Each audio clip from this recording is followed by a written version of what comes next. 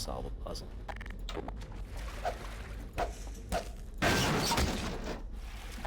How was I supposed to see that with that yellow paint?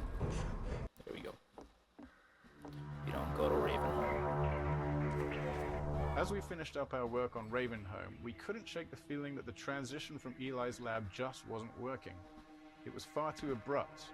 Eli's lab connected directly to the streets of the town where you'll be shortly, and the section you're standing in didn't exist. We had just made this promise at the end of Eli's lab: we don't go there anymore. And we liked the overall build-up we'd created, but when the player got to Ravenholm, they were immediately dropped into combat with zombies without any room for tension building. So we built this section and the subsequent tight corridors to address that in a way we were happy with. We slowed the pacing, focused on art and lighting, and got you ready to experience why we don't go to Ravenholm anymore. Ravenholm gameplay focus. After watching many playtests of Ravenholm, we knew the core gameplay of the level revolved around the gravity gun and physics. Once equipped with that knowledge, we felt we could appropriately build the transition into Ravenholm and help the player learn and understand a bit about what the upcoming experience would be. This happens often. We build the level track, figure out what's working, and then design its prologue. We built the following set of rooms with that table setting in mind. The brutality of the tools we provide the player seemed to aid in setting the mood we were striving for, helping to shift the tone from the safety of Eli's lab to something darker and more frightening. Bringing physics to the enemies. The physics traps in Ravenholm were some of the first gameplay elements in the level that we were really happy with, but they lacked player agency. It was the saw blades that helped us figure out what Ravenholm was truly about. With saw blades, the player was able to bring physics to the zombies instead of leading zombies into the physics. Once we had that understanding, Ravenholm evolved rapidly. We kept combing through the map, looking for anything, especially anything unusual, that could be turned into a tool or weapon for the player. Player tools. By this point in the game, players have a lot of experience with Half-Life 2's physics, but they've just received the gravity gun, which provides a whole new way to interact with the physics objects in the game. We iterated on a variety of the physics objects that the player could play with, things like saw blades, the catapults, explosive canisters, traps, spears, and so on, and honed in on the ones that worked well with the physics gun and cut the ones that didn't. Then we went about stripping the levels of ammunition items so that the player had to rely on these objects to survive.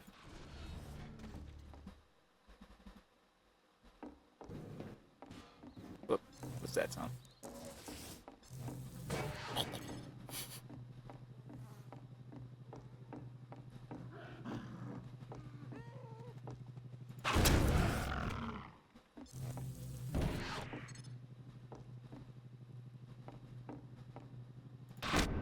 Oh.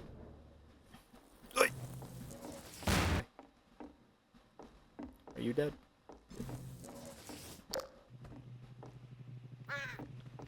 Raven. The shaman. For it was said, they have become like these peculiar demons which dwell in matter, but in whom no light may be found.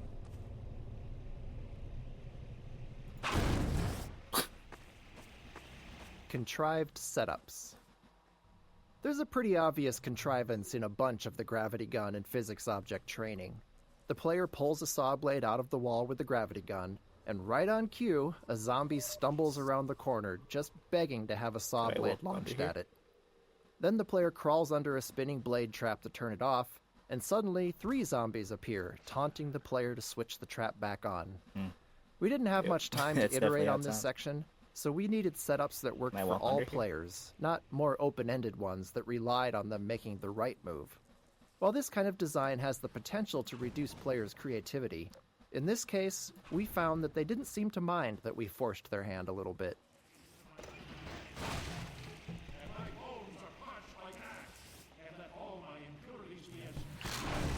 Did I kill it? No.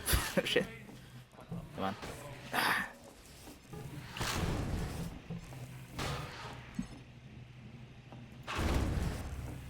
Paint cans.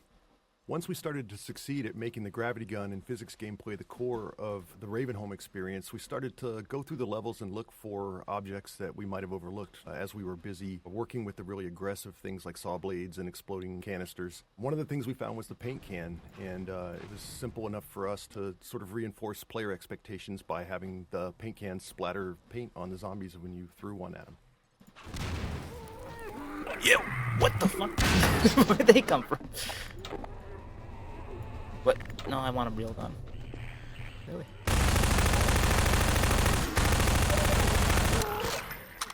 Alright, get back in there. Alright. Into the saw.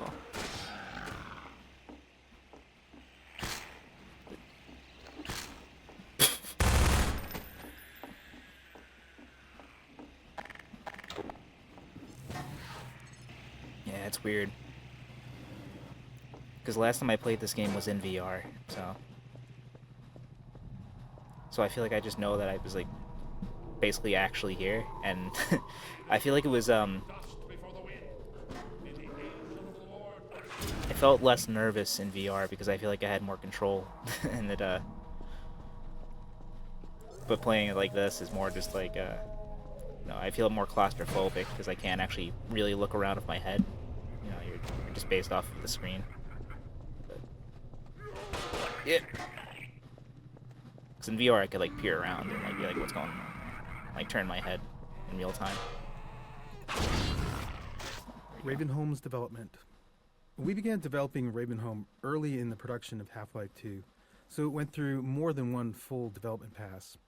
The first version predated the gravity gun, with gameplay focused on traditional zombie combat using guns and some of the physics traps. We even planned to showcase Ravenholm at E3 in 2002, but the game was ultimately unveiled a year later in 2003. By that point, we had invested heavily in Ravenholm's art, something which we generally avoid until the gameplay is fully proven. So once we went back to Ravenholm with the gravity gun mechanic in mind, we were working with a lot of pre-existing level geometry that had been designed with a very different gameplay goal in mind. I'm just gonna... Alright, let's listen to this one. Misteaching flinches. Another memorable playtest and example of the danger of misteaching players occurred in Ravenholm. One of our design principles is for the game to respond to the player as much as possible. So when designing the gravity gun, it seemed obvious that if the player pointed it at a zombie and pulled the trigger, something should happen. It was simple enough to make it zap the zombie for a tiny amount of damage, causing the zombie to play its flinch animation, which felt good and responsive. Later, we watched a playtest where the tester discovered this interaction immediately upon arriving in Ravenholm, and interpreted it as a feedback that the gravity gun was hurting the zombie, which it was, just not very much. So they zapped the zombie again, repeatedly, shocking it over and over until it died. This is a slow, unfun, inhumane way to fight zombies, especially where you're surrounded by saw blades and explosive canisters. Having learned our lesson, we removed that flinch animation, even though it meant losing that interaction between the zombie and the gravity gun. In this case, it was better to not have the simple interaction, rather than give the false impression that the gravity gun was an effective way to fight zombies. Even simple principles can require trade-offs when you get into the details. Grigori Plaza. This open plaza is one of the areas that was fully detailed in our first development pass, and when we returned to it, we wanted to preserve as much of the existing art as possible while designing a new player path that used all 3 dimensions, moving players up and down, through windows, across rooftops, and between buildings. It wasn't a large space, so we had to squeeze as much track out of it as possible, and since that started as an art-focused area, it was light on gameplay and we needed to address that playtesters tended to fly right through it. And to top that off, it was already pushing our rendering performance budget with little room left for anything new. The challenge became finding small additions to slow the player down by adding threats around corners and into every nook and cranny of the level. Let's listen to this. Fire trap. This fire trap was originally intended as a visual showpiece for the fire system before a level designer repurposed it as a gameplay element for Ravenholm. It was almost cut many times during development due to the performance impact on the low-end PCs because of all the overdraw involved with the transparent sprites. In the end, there was a programmer who felt that it was important enough to the gameplay that it was worth doing the work to solve the performance issues and make sure we could get it into the game. Where'd the saw blade go? Let me just take this guy.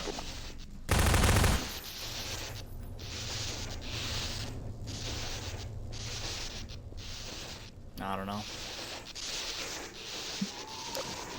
Obviously, I'm not gonna touch it.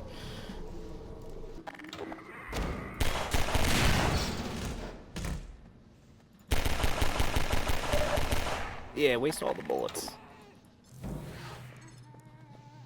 Oh, let me listen to this. Hallway cupboards. These junk-filled hallways were a simple solution to our need to slow the player down. With the constraint of preserving as much of the existing geometry as possible, combined with slow-moving zombies as the main enemy, it was tricky to stop players from just sprinting through here. Luckily, having Grigori as the crazed inhabitant of Ravenholm made these setups easy to justify. It makes good sense that he'd clog the stairwell to keep himself safe on the rooftops. In the end, Grigori's solution and ours were one and the same. Just throw a bunch of furniture in the way, because if it stops zombies, it'll probably slow the player down too.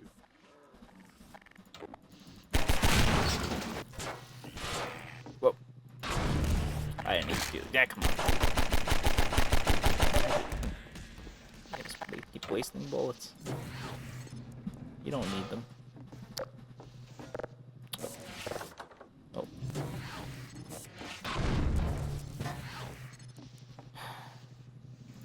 This game is just amazing. Oh, fuck, I hate you. I got it. Okay. Poison head crabs. This room unintentionally introduces poison head crabs. We'd spent a lot of time crafting their proper introduction later in the level, but once we saw how well they were playtesting, our As I said, excitement this is got like the my better second of us, screen. and before too long, we'd scattered them throughout the Was level. knocked over the microphone. By the time we realized they'd appeared before their intro, it was really too late to rework it.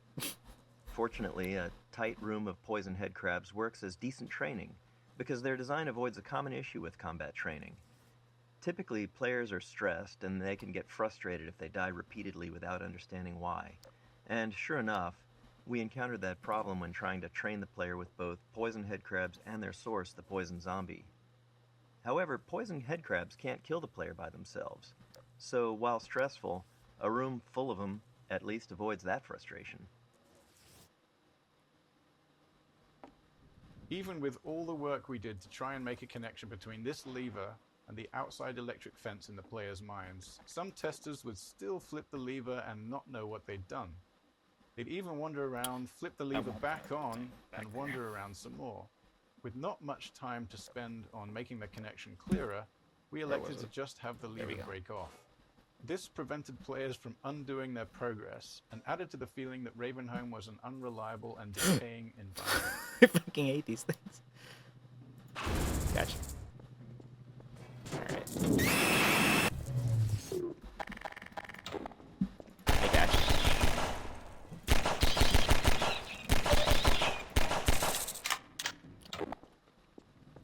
Yeah, I never knew they only just bring you down to 1% health. I always thought they can kill you.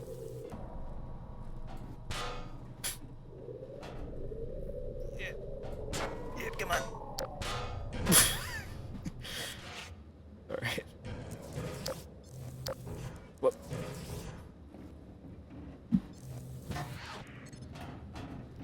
Right, hop. Yep. Well done, brother. Make free use of my traps, but take care not to fall in them yourself. Behind you! In Ravenholm, you do well to be vigilant.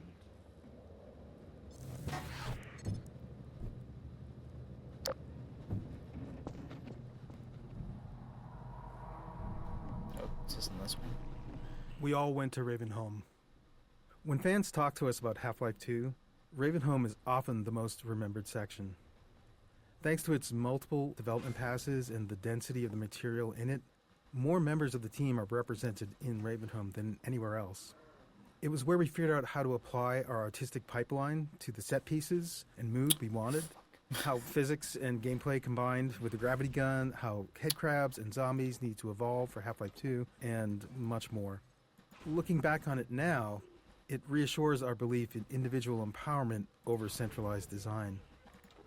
Ravenholm is dense, highly efficient in its gameplay and artistic execution, and the sum of many small contributions by individuals who understood how they could push it just a little further with their own unique capabilities.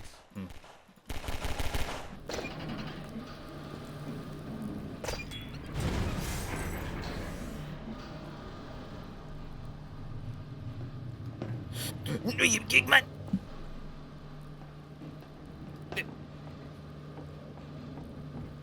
All right. Better and better. I am Father Grigori. You have already met my congregation.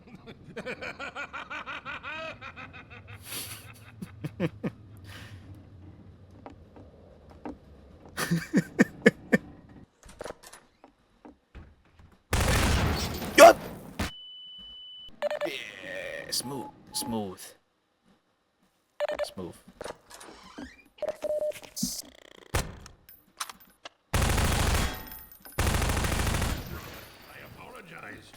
But no harm done. Not the least of your concerns. Oh, you fuck. No, you get it. Okay, I'm gonna die.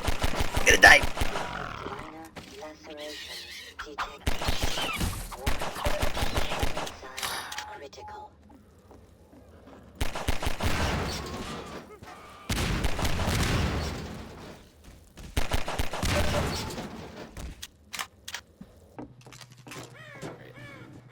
Raven.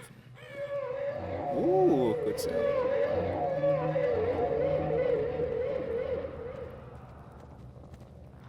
My friend. Fast Zombie Introduction. This space was another area originally built for E3 2003, where it showcased the player fighting against a squad of Combine soldiers. When we returned to use it to introduce the Fast Zombie, we tried to keep as much of the previous work as possible. We wanted an iconic moonlit shot with zombies leaping past the moon like werewolves to draw the player's eye. Once that beat is over, we introduce the first Fast Zombie to the player space and send it at them. It took a lot of iteration to find the right balance of lighting for the scene to look good, while ensuring it also worked for the gameplay goals. Physics object consistency. All physics objects have a variety of parameters that define their behavior, their mass, the amount of damage they take before breaking, what they break into, and so on. During development, these parameters were specified by level designers for each item, which is how most things in the game worked. But later in development, we realized we'd created a problem for ourselves. There were thousands of physics objects in the game, and no method to ensure consistency across them. As a result, a cardboard box might break apart with a single pistol shot in one level, and be completely invulnerable in another. Internally, we generally referred to these inconsistencies as level designer crimes. To fix these, and to deliver some justice, we built a system that enforced consistency on all physics objects based on their visual model. Since most of the game had already been built, we were forced to allow level designers to explicitly opt out of this system for rare edge cases where they needed to do something criminal to preserve what they'd designed. Internally, we refer to these designers as recidivists, some of whom perpetuate their life of crime at Valve to this day.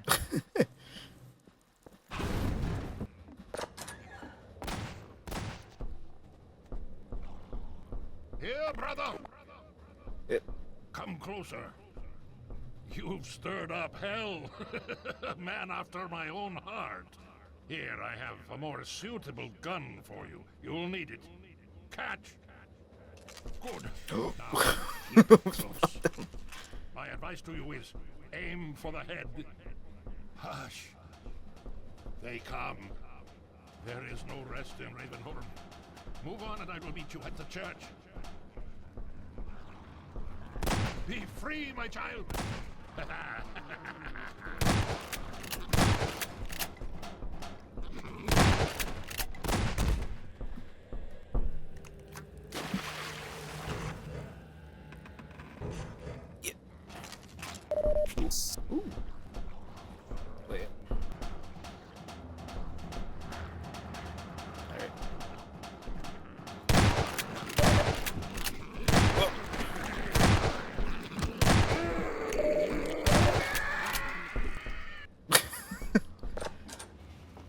Okay, close the door.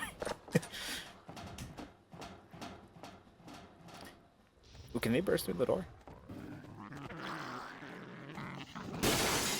Here. Come here. Where are you? Fucking xenomorph. Yeah, I shouldn't have wasted that bullet.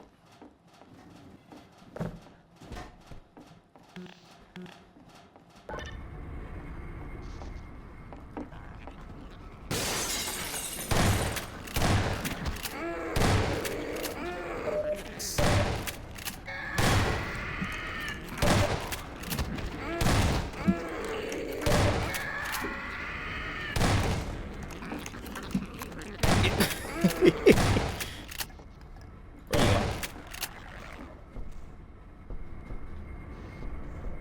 Alright. Here comes the elevator. Poison Zombie Introduction. Constraining the player in a tight space while providing them with a view outward is a useful way to increase the chances that they'll notice something we want them to see. Here, we draw the player's attention with the sound of a whale before the poison zombie itself becomes visible. Originally, this encounter was also the first time players faced poison headcrabs, but as mentioned in an earlier node, we got far too enthusiastic in proliferating poison headcrabs around the level and ended up spoiling their joint introduction here. In the end, however, waste all these those first bullets. encounters worked better as separate instances anyway.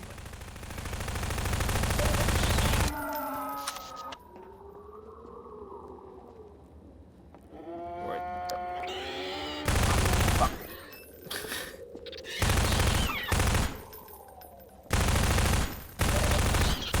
Ammunition depleted. Gamma correction. Our game engine has a rendering system that's responsible for taking the entire state of the game and calculating a color value for every pixel on your screen to represent that state.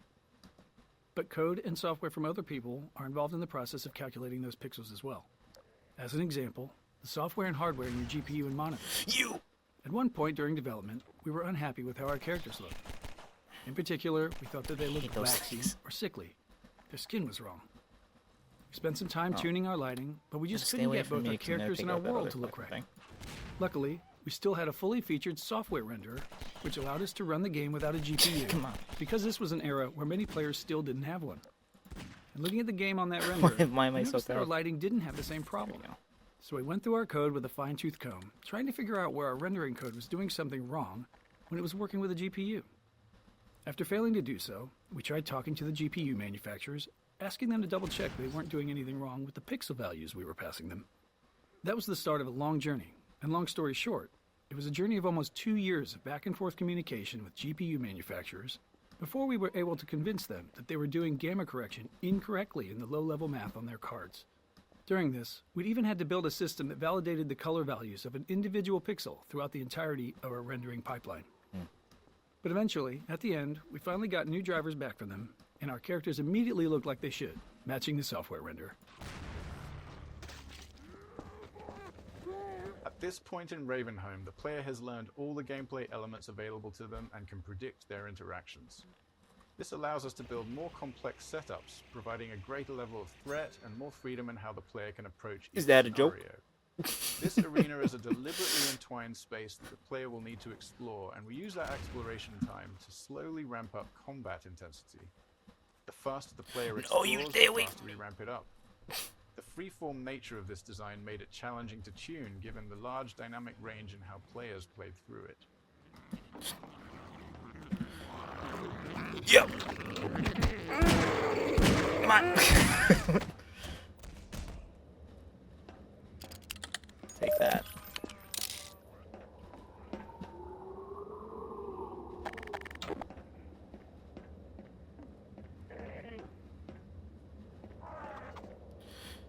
You fuck. Oy. All right.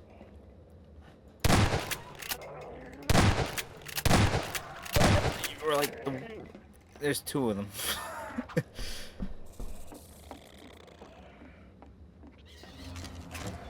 Playtester archetypes. Iteration and regular playtest were the lifeblood of Half-Life 2's production. Every week, we'd quietly watch over the shoulder of a player going through the section we were working on, taking notes on what worked and what didn't. It was important for us to test with a wide range of skill levels, to be sure that we weren't making decisions that only worked for some. Over time, we learned to choose specific types of playtesters based on the development stage we were at. Early on, we used experienced gamers, usually teammates, who could handle rough, unfinished areas and were good at explaining their thought process. For combat testing, we'd find players of all skill levels, especially those creative in their usage with the tools. Finally, as sections became more polished, we'd focus on beginners, people who didn't play games much or You're weren't the familiar worst with thing ever. first-person shooters. Even if they weren't necessarily someone who might buy the game, we often learned something valuable from watching them. Alright, somewhere. Yeah, that's what I saw. I have to operate that. You!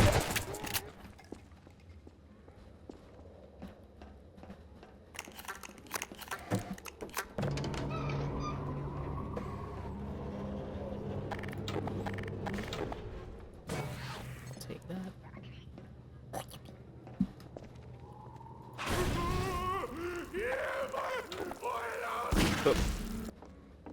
Oh, yeah, this was a pain in the ass in VR.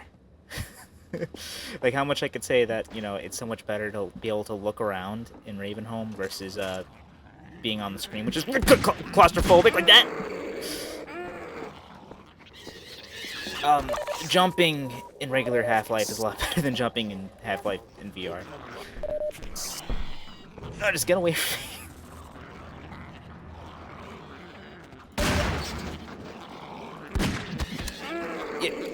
Yeah, yo, really?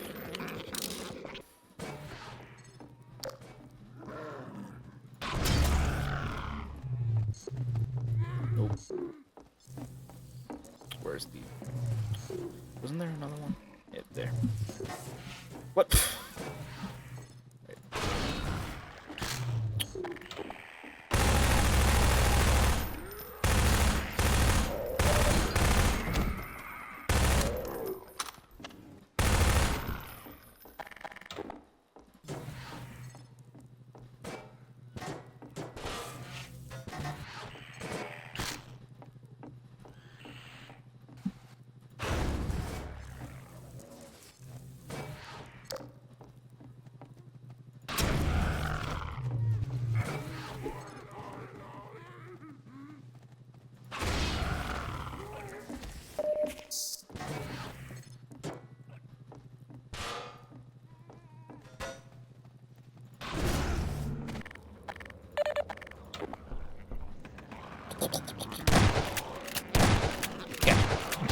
No, no, I don't got it. Alright. Oh, yeah. Alright. Chill out. Oh, do.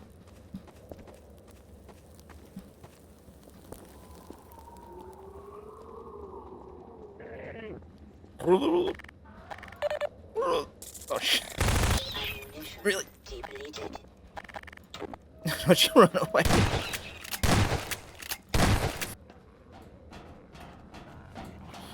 Oh, yeah. It's the whole... Be a whole party. Yeah.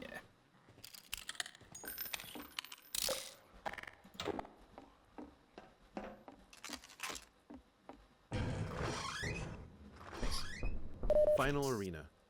When we finished the first pass over Ravenholm, this rooftop was intended to be the culminating fight. Like other spaces in Ravenholm, it had begun life as a space purely focused on being an interesting visual location.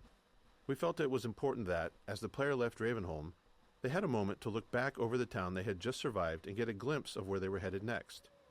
Multiple gameplay groups took a shot at building a fight here, but the tight geometry and performance constraints meant we never really created a finale we were happy with.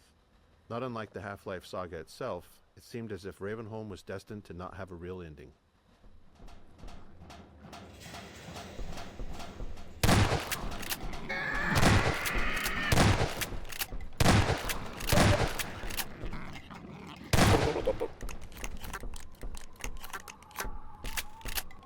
Alright. No, that doesn't do anything. Do I just...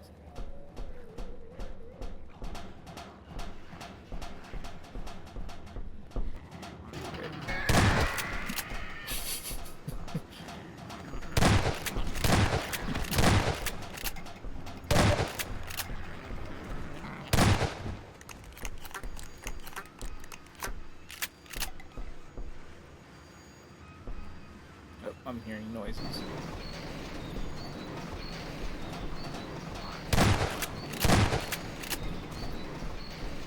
Almost there, brother.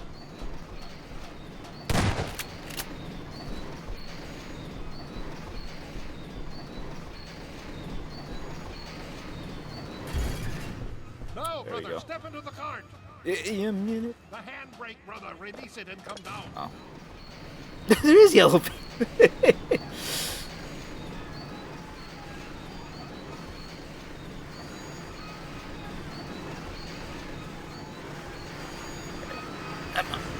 Greetings, brother. And so we meet at last. You are to be commended for avoiding my traps. The work of a man who once had too much time on his hands and now finds time for nothing but the work of salvation. I suspect you have little wish to remain in Ravenholm, so I will show you to the mines. As for me, a shepherd must tend to his flock, especially when they have grown unruly. Follow me, brother, and tread lightly, for this is hallowed ground.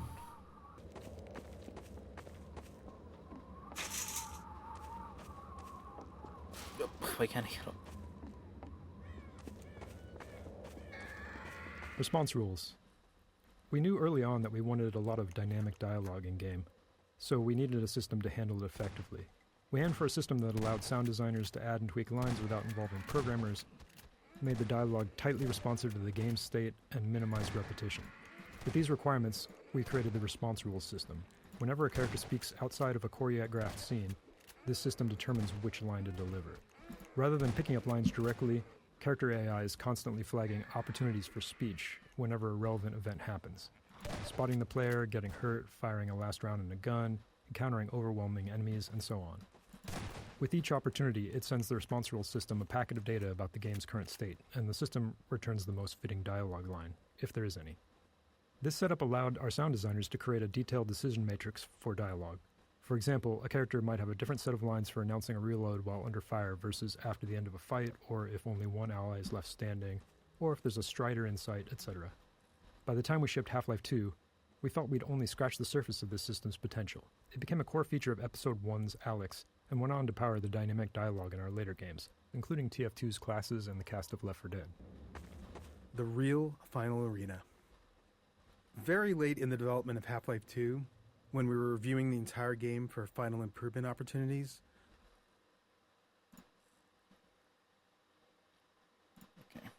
we decided we did, in fact, want a real finale for Ravenholm. The rooftop fight wasn't enough. After some discussion, we chose to add this final fight through the graveyard with Grigori alongside the player. It was risky, development-wise, but we felt the game needed it. Since we were near the end of production, we had a mature set of gameplay tools to work with, but even more importantly, by this point, we understood our own game. Making a game is often a process of learning what it is you're actually creating. Why is our game fun? How is it different? What are the most important elements? As we built the game and watched playtesters go through it, we learned answers to those questions and, in turn, got better at making it. So the graveyard came together quickly and required far less iteration than many earlier areas of the game. Wait!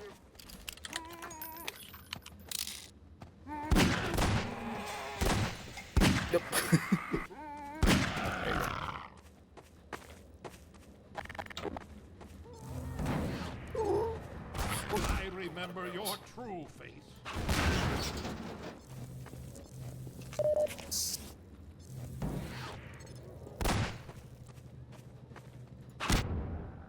Oh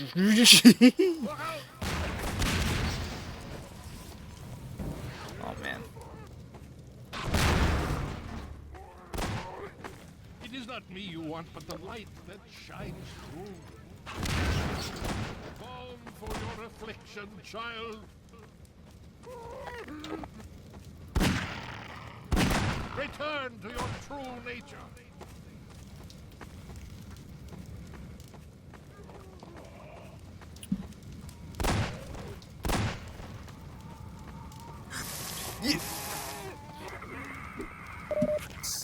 I think no words of me. Follow me. Quickly, brother. Oh yeah! I will end your torment. Can you?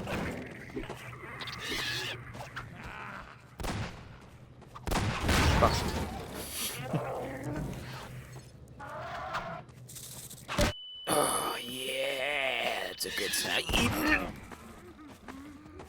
I don't like those poison head crabs. Alright, come on. What?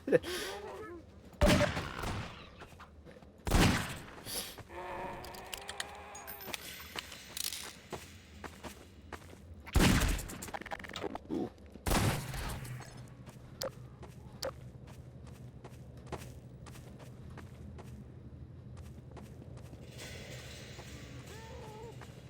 Hurry, or I hold the gate. Go quickly. What, where? Flee, brother. Where? Oh. Onward to the mine. Farewell, brother. I fear I deliver you to a darker place. May the light of lights illuminate your path. Look to your own salvation.